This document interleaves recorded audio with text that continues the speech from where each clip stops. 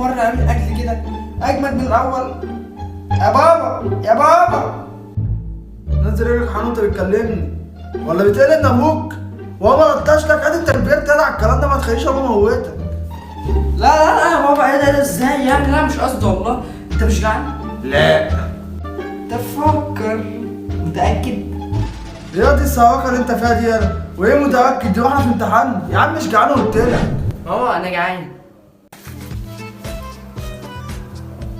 يا ماما انا جعان يا ماما، انا كل شويه اقول لك كده. اسكتش انا بتكلم في التليفون. كملي يا حبيبتي كملي، مفيش حاجه.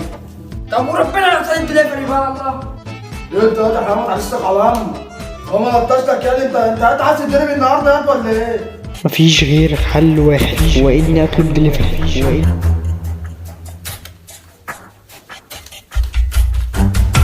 يا انت ماسك المحفظه يالا بتاعي بقى ايه يالا؟ يخرب بيت امك، هو انت قاعد بتسرقني؟ بسرقك يا بابا؟ انت معاك 5 جنيه بس. وانا عشان معاك 5 جنيه برضك عايز تسرقني؟